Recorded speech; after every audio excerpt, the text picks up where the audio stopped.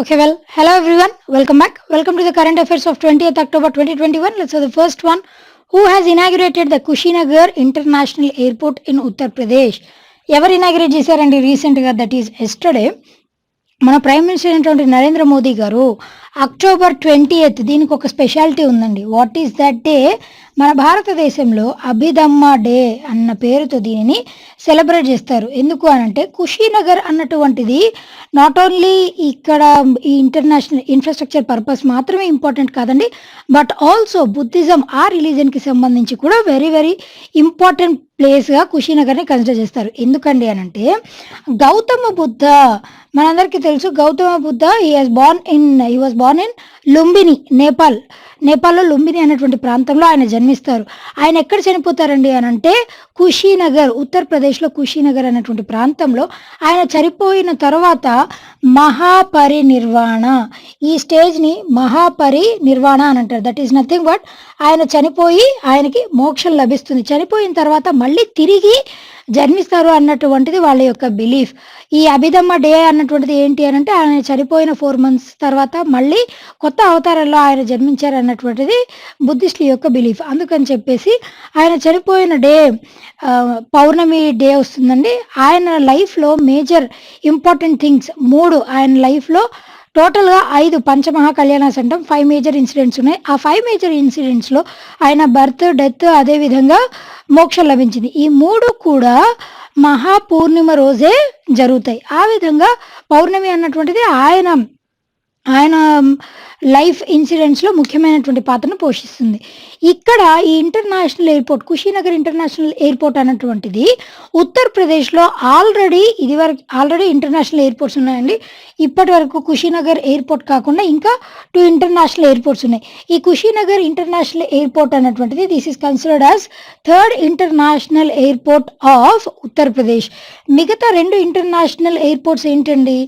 Chowdary Charan Singh international airport, ఇది వచ్చేసి ఎక్కడుంది అనంటే లక్నోలో ఉంది. అదేవిధంగా దీనితో పాటుగా లాల్ బహదూర్ శాస్త్రి ఇంటర్నేషనల్ ఎయిర్పోర్ట్, ఈ ఎయిర్పోర్ట్ వచ్చేసి ఎక్కడుందండి అనంటే వారణాసి ప్రాంతంలో ఈ ఎయిర్పోర్ట్ అనేది ఉంది. ఈ విధంగా 2 ఇంటర్నేషనల్ ఎయిర్పోర్ట్ ఆల్రెడీ ఆపరేషన్లో ఉన్నాయి, ఆపరేషనలైజ్ అవుతున్నాయి. అదేవిధంగా 3rd ఇంటర్నేషనల్ ఎయిర్పోర్ట్గా కుషీనగర్ ఇంటర్నేషనల్ ఎయిర్పోర్ట్ని రీసెంట్గా ఈ అభిదమ్మ డే సందర్భంగా బుద్ధిజం యొక్క ప్రామినెన్స్ని తెలియచేస్తూ, అదేవిధంగా కుషీనగర్కి బుద్ధిజంతో ఉన్నటువంటి ప్రాముఖ్యతను తెలియచేస్తూ ఈ కుషీనగర్ ఇంటర్నేషనల్ ఎయిర్పోర్ట్ని మన ప్రైమ్ మినిస్టర్ నరేంద్ర మోదీ గారు ఆ సందర్భంగా దీనిని ఇనాగ్రేట్ చేశారు. క్లియర్ కదండి?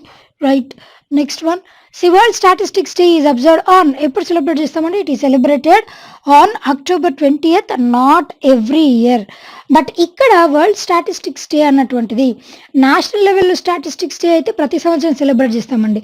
That is on June 29th every year. That is national statistics day వచ్చేసి June 29th. అది కూడా ఎందుకు సెలబ్రేట్ చేస్తామండి అని అంటే మన భారతదేశానికి చెందినటువంటి ఒక ఇంపార్టెంట్ చీఫ్ స్టాటిస్టియన్ అయినటువంటి పిసి ప్రశాంత్ చంద్ర మహల్నోబిస్,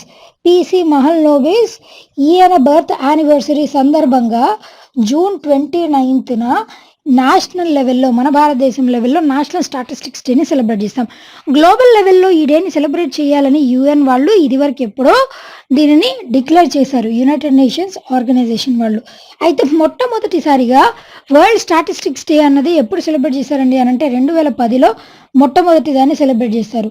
2015లో సెకండ్ వన్, ఇప్పుడు 2021లో థర్డ్ వన్ సెలబ్రేట్ చేస్తున్నారు టోటల్గా. నెక్స్ట్ వన్ ఎప్పుడు సెలబ్రేట్ చేస్తారండి అనంటే 2025లో, 2020లో దీన్ని సెలబ్రేట్ చేస్తారు. 2025లో 4th వన్ని దీన్ని సెలబ్రేట్ చేస్తున్నారు. అంటే ప్రతి సంవత్సరం సెలబ్రేట్ చేసేటువంటి థింగ్ కాదు. వరల్డ్ స్టాటిస్టిక్స్ డే వచ్చేసి ప్రతి 5 yearsకి ఒకసారి ఈ వరల్డ్ స్టాటిస్టిక్స్ డేని సెలబ్రేట్ చేస్తారు.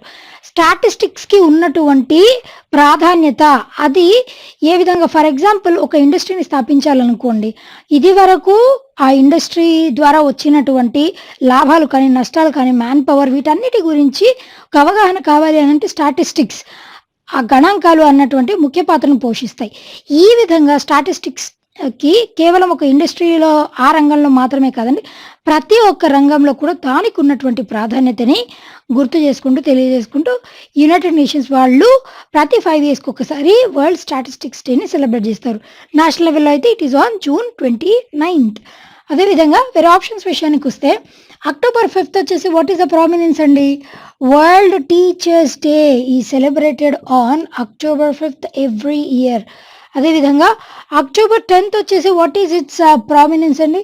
October 10th that is national లెవెల్‌లో national post day. National postal day or national post day celebrated on October 10th. October 16th దీని గురించి మనం ఇదివరకు కూడా డిస్కస్ చేసామండి. World food day, that is nothing but food and agriculture organisation దీని యొక్క establishment day సందర్భంగా వరల్డ్ ఫుడ్ డేని ప్రతి సంవత్సరం అక్టోబర్ 16th సెలబ్రేట్ చేస్తాం. ఎఫ్ఏ యొక్క హెడ్ క్వార్టర్స్ ఎక్కడ ఉన్నాయండి? Rome, Italy. Clear? Right. Next one, see who's the author of the book titled actually I met them a memoir. ఎవరు రచించారండి? గుల్జార్. గుల్జార్ గారు basically Gulzar is a famous lyricist. మన భారతదేశానికి చెందినటువంటి lyricist cum director and poet also. ఈ కలయికలన్నీ కలిసినటువంటి వ్యక్తి గుల్జార్ గారు. అదేవిధంగా ఈయనకి ఇదివరకు సాహిత్య అకాడమీ అవార్డు కూడా అందుకున్నటువంటి వ్యక్తి. దీంతోపాటు పద్మశ్రీ అవార్డు లభించింది. అదేవిధంగా ఈయన లిరిక్స్కి ఇదివరకు గ్రామీ అవార్డుని కూడా గెలుచుకున్నటువంటి వ్యక్తి. గ్రామీ అవార్డు అనేటువంటిది ఏంటండి? యుఎస్ వాళ్ళు ఇచ్చేటువంటి మ్యూజిక్ రంగంలో యుఎస్ వాళ్ళు ఇచ్చేటువంటి అవార్డ్, అత్యున్నతమైనటువంటి అవార్డు, దానిని గ్రామీ అవార్డు అని అంటారు. ఈ అవార్డుని కూడా గెలుచుకున్నటువంటి వ్యక్తి గుల్జార్ గారు.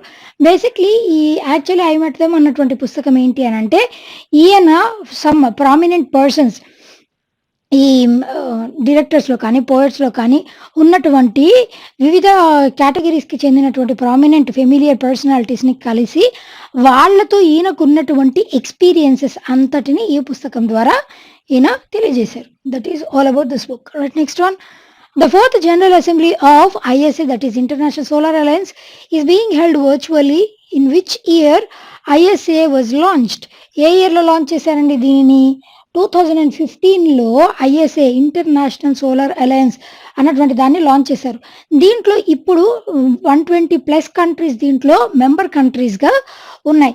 అయితే 2015వ సంవత్సరంలో మన భారతదేశం అన్నటువంటిది ఏ దేశంతో కొలాబరేట్ అయ్యి ఇంటర్నేషనల్ సోలార్ అలయన్స్ కోసం అనేది ఫౌండేషన్ స్టోన్ని లెవీ చేసింది. ఇది కూడా ఇంపార్టెంట్ థింగ్. ఏ దేశంతో కలిసిందండి? India along with France. ఈ రెండు కలిసి ఫౌండేషన్ స్టోన్ని లెవీ చేశాయి. ఐఎస్ఏ యొక్క హెడ్ క్వార్టర్స్ ఎక్కడ ఉన్నాయండి?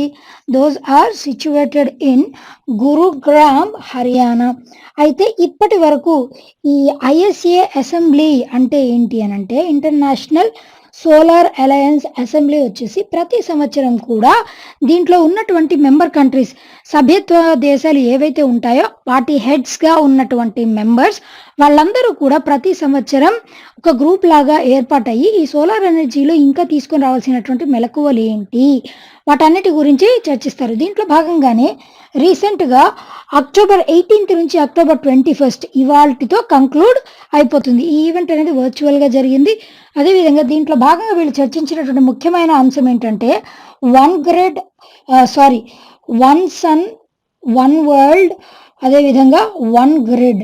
This is the concept. ఈ కాన్సెప్ట్ని ఆపరేషనలైజ్ చేయాలి అన్నటువంటిది వీళ్ళ యొక్క ముఖ్యమైనటువంటి టార్గెట్. ఇంకొకటి ఏంటి అని అంటే 2030 సంవత్సరం వరకు మనం వాడుతున్నటువంటి energy sources, conventional source of energy ప్లేస్లో రెన్యూబుల్ సోర్సెస్ ఆఫ్ ఎనర్జీని యూజ్ చేయాలి, రీప్లేస్ చేయాలి, కంప్లీట్గా డీకార్బనైజ్ చేయాలి అన్నటువంటిదే టార్గెట్. అయితే 2030కి ఇంకో ప్రామినెన్స్ ఉంది. ఎందుకండి 2030 సంవత్సరం టార్గెట్గా సెట్ చేసుకున్నారనంటే, యునైటెడ్ నేషన్స్ ఆర్గనైజేషన్ ప్రకారం దాంట్లో ఉన్నటువంటి సభ్యత దేశాలందరూ కూడా 2030 సంవత్సరం వరకు 17 సస్టైనబుల్ డెవలప్మెంట్ గోల్స్ని అచీవ్ చేయాలి. This is the major important thing.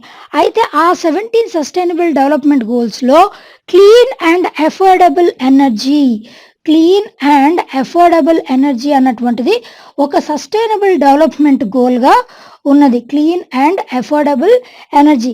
ఈ క్లీన్ అండ్ అఫోర్డబుల్ ఎనర్జీ అనేటువంటిది ఏ సస్టైనబుల్ డెవలప్మెంట్ గోల్ కిందకు వస్తుందండి అని అంటే that comes under sustainable development goal 7.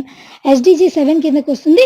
ఈ సస్టైనబుల్ డెవలప్మెంట్ గోల్ అంటే 2030 వరకు ఈ థింగ్స్ అన్నిటిని ఆపరేషనలైజ్ చేసి కంప్లీట్గా డీకార్బనైజ్ చేశారు అంటే మనం 7th సస్టైనబుల్ డెవలప్మెంట్ గోల్ని అచీవ్ అయినట్టే.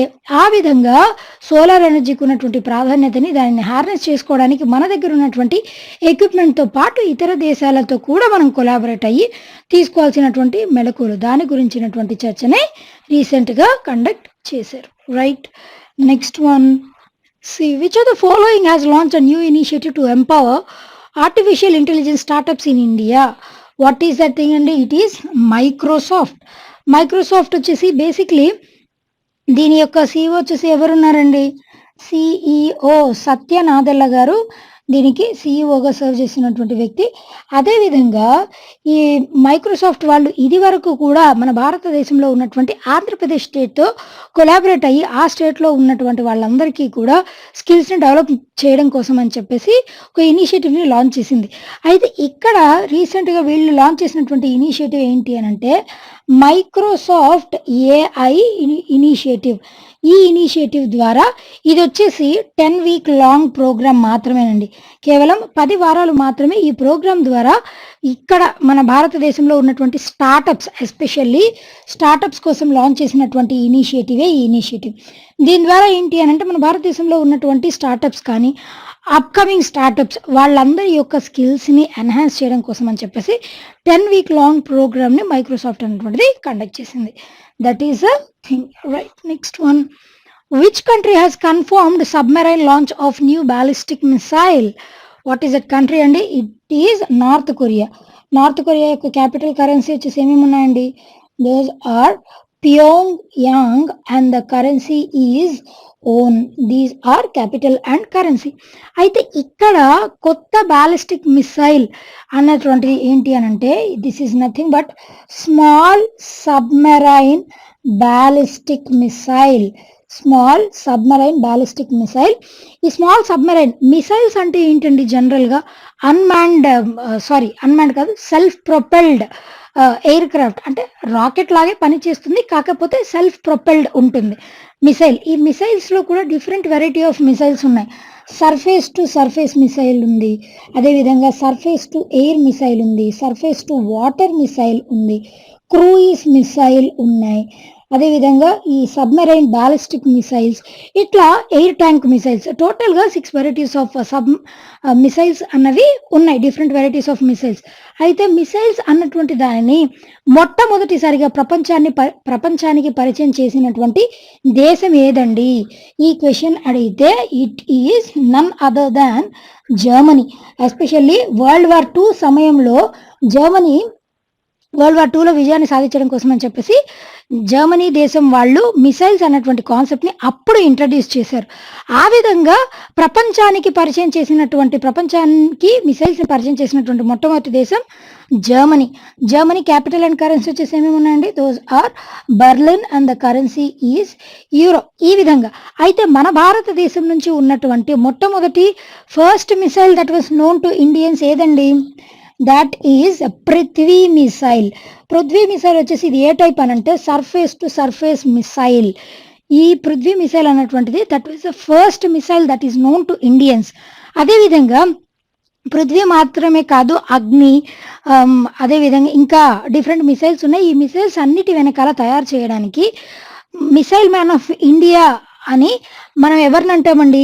APJ అబ్దుల్ కలాం గారు ఎంత ముఖ్యమైనటువంటి పాత్రను పోషించారో అదేవిధంగా మన భారతదేశానికి చెందినటువంటి ఒక మహిళ టెస్సీ థామస్ గారిని, ఈవిడని మిసైల్ ఉమెన్ ఆఫ్ ఇండియా అని అంటారు. మిసైల్ మ్యాన్ ఆఫ్ ఇండియా ఎవరండి? APJ అబ్దుల్ కలాం గారు. మిసైల్ ఉమెన్ ఆఫ్ ఇండియా ఎవరు అని అంటే టెస్సీ థామస్.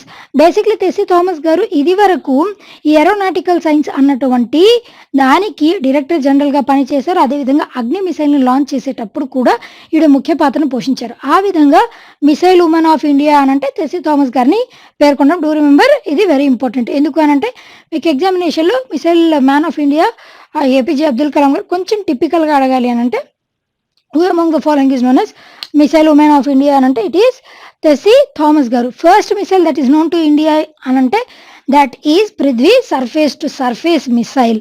అదేవిధంగా ఇక్కడ నార్త్ కొరియా విషయానికి వచ్చేసరికి స్మాల్ సబ్మెరైన్ బ్యాలిస్టిక్ మిసైల్ అంటే ఏంటి అంటే, స్మాల్ అనగానే మనం చాలామంది ఏమనుకుంటారు చిన్న మిసైల్ ఏమో అని అనుకుంటారు. కానీ ఈ స్మాల్ సబ్మెరైన్ మిసైల్ అని అంటే సబ్మెరైన్స్ ఎలా ఉంటాయండి? సబ్మెరైన్స్ యొక్క ముఖ్యమైనటువంటి పని ఏంటి? అండర్ ద వాటర్ అండర్ నుంచి పని చేస్తాయి. అదేవిధంగా అపాన్ ద సర్ఫేస్ కూడా కొన్ని సబ్మెరైన్స్ అనేవి పనిచేస్తాయి. ఇక్కడ సబ్మెరైన్ త్రూ ఈ మిసైల్స్ని లాంచ్ చేస్తారనమాట. అందుకోసమే దాన్ని స్మాల్ సబ్మెరైన్ బ్యాలిస్టిక్ మిసైల్ అని అన్నారు. అయితే ఇక్కడ స్మాల్ అని ఎందుకు అన్నారు అని అంటే దాని త్రూ ఇన్యూమరబుల్ చాలా ఒక దానికంటే ఎక్కువ నెంబర్ ఆఫ్ మిసైల్స్ దానిలో ఉంటాయి కాబట్టి దాన్ని స్మాల్ సబ్మెరైన్ బ్యాలిస్టిక్ మిసైల్ అని చెప్పేసి అన్నారు. రీసెంట్గా దీనిని టెస్టిఫై చేసి లాంచ్ కూడా చేశారు. ఈ విధంగా నార్త్ కొరియా అన్నటువంటిది స్మాల్ సబ్మెరైన్ బ్యాలిస్టిక్ మిసైల్ని లాంచ్ చేసినటువంటి దేశంగా ప్రఖ్యాతిగాంచింది. Right, next one. See, who's the author of the book titled Stars in My Sky? Who is she? Divya Dutta గారు ఈ పుస్తకాన్ని రచించారు. బేసిక్లీ దివ్యా దత్తా గారు she's a Bollywood actress, we all know her. అయితే ఈవిడ ఇది వరకు కూడా 2017లో మీ అండ్ మా అన్నటువంటి పుస్తకాన్ని రచించారు. This is her first book అండి. మీ అండ్ మా అన్నటువంటి ఫస్ట్ పుస్తకాన్ని ఈవిడ రచించారు. ఈ పుస్తకం స్టార్స్ ఇన్ మై స్కై వచ్చేసి that is her second book. అయితే ఈ పుస్తకంలో వచ్చేసి ఏం రచించారంటే ఆవిడ చైల్డ్హుడ్ దగ్గర నుంచి ఆవిడ యాక్ట్రెస్గా ఎదగడానికి ఆవిడ ఎదుర్కొన్నటువంటి స్ట్రగుల్స్, యాక్ట్రెస్ అయిన తర్వాత ఆవిడకు వచ్చినటువంటి సక్సెస్, ఫెయిల్యూర్స్, అదేవిధంగా వేరే వాళ్ళతో ఆవిడ డిస్కస్ చేసేటువంటి థింగ్స్, వీటన్నిటి గురించినటువంటి ఎక్స్పీరియన్సెస్ని స్టార్స్ ఇన్ మై స్కై అన్నటువంటి పుస్తకంలో ఈవిడ రచించారు. Okay, next one. What is India's rank in Global Food Security Index 2021 అండి? Our rank is 71 out of 113 countries. ఈ ర్యాంకింగ్స్ అనేటువంటి వాటిని ఇచ్చేది ఏది అని అంటే ఈ ఇండెక్స్ని రిలీజ్ చేసేది Economist Impact, London based organisation అయినటువంటి ఎకనమిస్ట్ ఇంపాక్ట్. ఇంకొక ఆర్గనైజేషన్ ఏంటి అని అంటే that is Corteva agriscience. ఈ రెండు ఆర్గనైజేషన్స్ ఈ ర్యాంకింగ్స్ అన్నటువంటి వాటిని కొన్ని పారామీటర్స్ దృష్టిలో పెట్టుకొని ఈ ర్యాంకింగ్స్ని ఇస్తూ ఉంటాయి.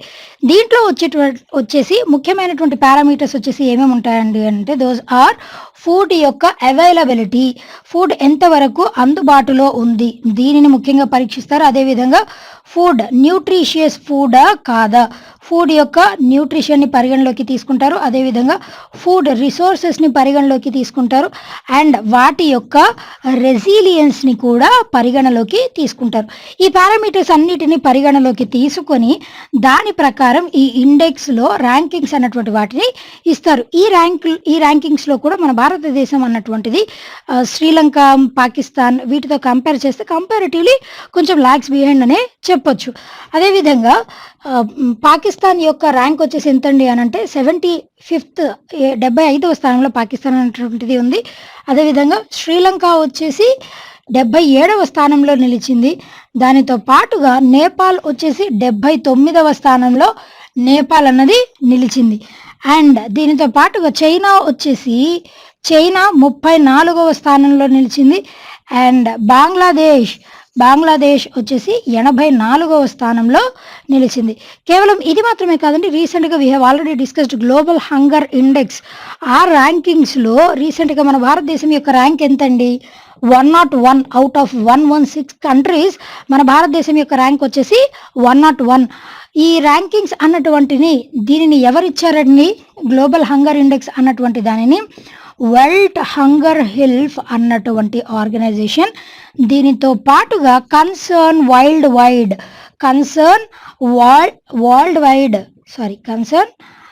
వైడ్ అన్నటువంటి ఈ రెండు ఆర్గనైజేషన్స్ గ్లోబల్ హంగర్ ఇండెక్స్ని ఇచ్చే దాంట్లో మన భారతదేశం యొక్క ర్యాంక్ 101. దీంతో పాటుగా రీసెంట్గా ఇంకో ర్యాంకింగ్స్ కూడా వచ్చిందండి, దట్ ఈజ్ మెర్సర్ సిఎఫ్ఎస్ వాళ్ళు ఇచ్చినటువంటి ర్యాంకింగ్స్లో that is global pension index survey. దీంట్లో మన భారతదేశం యొక్క ర్యాంక్ వచ్చేసి ఎంతండి అని అంటే దట్ ఈజ్ అవుట్ ఆఫ్ 43 దేశాలలో 40వ స్థానంలో మన భారతదేశం అన్నటువంటిది నిలిచింది. ఈ విధంగా రీసెంట్గా వచ్చినటువంటి డిఫరెంట్ ఇండెక్స్లో మన భారతదేశం యొక్క స్థానం, అదేవిధంగా దానితో పాటుగా చుట్టుపక్కల ఉన్నటువంటి స్థానాలు గ్లోబల్ సెక్యూరిటీ ఇండెక్స్లో టాప్ చేసినటువంటి దేశాలు వచ్చేసి ఏమేమి ఉన్నాయండి అని అంటే దోస్ ఆర్ ఐర్లాండ్, అదేవిధంగా యూకే, ఆస్ట్రేలియా, ఫిన్లాండ్. ఈ దేశాలన్నీ కూడా టాప్ పొజిషన్లో నిలిచినటువంటి దేశాలు. క్లియర్ కదండి? Right. Next one. See who among the following has been named as new brand ambassador of Parimatch? Yes, who is she? ఎల్లి అవరం. ఈవిడ స్వీడన్కి చెందినటువంటి యాక్ట్రెస్, కాకపోతే మన బాలీవుడ్లో కూడా యాక్ట్ చేసినటువంటి మహిళ. ఈవిడ్ని రీసెంట్గా పరిమ్యాచ్ అన్నటువంటి ఈ ఫర్మ్కి రీసెంట్గా ఈవిడ్ని బ్రాండ్ అంబాసిడర్గా అపాయింట్ చేశారు. అదేవిధంగా వేరే ఆప్షన్స్ విషయానికి వస్తే హియర్ ఎంఎస్ ధోని గారు రీసెంట్గా హోమ్ లేన్ అన్నటువంటి దానికి కేవలం బ్రాండ్ అంబాసిడర్గా మాత్రమే కాదండి, దీంతో పాటుగా ఈయన ఈక్విటీ షేర్ అంటే దాంట్లో భాగస్వామ్యాన్ని కూడా తీసుకున్నారు 3 సంవత్సరాల వరకు. కేవలం ఇది ఒక్కటి మాత్రమే కాదండి, ఇంకా దీంతో పాటు వేరే బ్రాండ్స్కి కూడా ఈయన బ్రాండ్ అంబాసిడర్గా సర్వ్ చేస్తున్నారు. అదేవిధంగా విరాట్ కోహ్లీ గారు వచ్చేసి రీసెంట్గా వివో అండ్ వివోతో పాటుగా రీసెంట్గా ఫైర్ బోల్ట్ దీనికి కూడా ఇవన్నీ బ్రాండ్ అంబాసిడర్గా విరాట్ కోహ్లీ గారిని బ్రాండ్ అంబాసిడర్గా అపాయింట్ చేశారు. అదేవిధంగా జస్ప్రీత్ బుమ్రా, ఆయుష్మాన్ ఖురానా గారు వచ్చేసి ఇవన్నీ కాయిన్ డీసీఎక్స్కి బ్రాండ్ అంబాసిడర్గా ఆయుష్మాన్ ఖురానా గారిని అపాయింట్ చేశారు. బేసిక్లీ కాయిన్ డీసీఎక్స్ అన్నటువంటి క్రిప్టో కరెన్సీకి అమితాబ్ బచ్చన్ గారు బ్రాండ్ అంబాసిడర్గా సర్వ్ చేస్తున్నారు. అయితే రీసెంట్గా వచ్చినటువంటి ఉదంతం ఏంటి అని అంటే ఈ క్రిప్టో కరెన్సీ అనేటువంటి దాన్ని భారతదేశం ఏ సెంట్రల్ గవర్నమెంట్ కూడా తీసుకొని ఆమోదించలేదు. కాబట్టి even SEBI securities and exchange board of India అది కూడా ఎటువంటి గ్యారంటీ ఇవ్వలేకపోతుంది. కాబట్టి అలాంటి దానికి బ్రాండ్ అంబాసిడర్గా ఉండాలి అని అంటే నాకు కొంచెం సమయం కావాలి అని చెప్పేసి ఆయన అమితాబ్ బచ్చన్ గారు వైదొలిగిపోయారు. రీసెంట్గా ఆయుష్మాన్ ఖురానా గారిని ఆయన ప్లేస్లో బ్రాండ్ అంబాసిడర్గా అపాయింట్ చేశారు. This is the recent one. Right. Next one, the last one for today. First woman chief economist of IMF who is going to leave her post in January 2022. Who is she? Geeta Gopinath garu.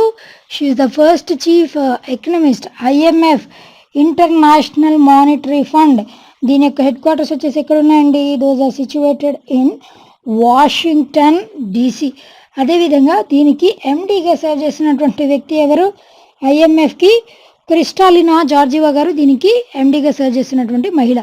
అయితే ఈవిడ యొక్క speciality ఏంటి? గీతా గోపీనాథ్ గారు ఎందుకు వెళ్ళిపోతున్నారు అని అంటే ఈవిడ అర్లియర్ హార్వర్డ్ యూనివర్సిటీ, మసాచుసెట్స్లో ఉన్నటువంటి హార్వర్డ్ యూనివర్సిటీ దీంట్లో అసిస్టెంట్ ప్రొఫెసర్గా సర్వ్ చేస్తున్నారు. అయితే కేవలం 1 year పాటు పబ్లిక్ సర్వీస్ దృష్ట్యా ఆవిడ పబ్లిక్ సర్వీస్ లీవ్ మేరకు 1 year బయటకు వచ్చేసారు. కాకపోతే ఆ లీవ్ అన్నటువంటిది ఎక్స్టెండ్ అయ్యి 3 years 3 సంవత్సరాల వరకు ఈవిడ దీంట్లోనే ఈ IMFలోనే చీఫ్ ఎకనామిస్ట్ ఆఫీసర్గా సర్వ్ చేశారు. అగైన్ ఇప్పుడు ఆ 3 సంవత్సరాల వ్యవధి కాలం అయిపోతున్నటువంటి సందర్భంగా 2022లో ఆవిడ స్టెప్ డౌన్ అయ్యి చీఫ్ ఎకనామిస్ట్గా స్టెప్ డౌన్ అయ్యి మళ్ళీ హార్వర్డ్ యూనివర్సిటీకే వెళ్ళి ఆవిడ యొక్క రీసెర్చ్ అదేవిధంగా అసిస్టెంట్ ప్రొఫెసర్షిప్ వీటిని కంటిన్యూ చేయనున్నారు. This is the news. అదేవిధంగా విజయలక్ష్మి పండిట్ గారు ఎవరండి? She is the first Indian women to work as the director for United Nations General Assembly. UNGAకి చైర్పర్సన్గా సర్వ్ చేసినటువంటి మొట్టమొదటి అంటే మన ఇండియా తరపు నుంచి first Indian women to serve and the only Indian women to serve as the director of UNGA Vijayalakshmi Pandit గారు. Clear కదండి? Right. Well, that's all for today. We'll be meeting again tomorrow. Until then, be fit, be consistent, and thank you.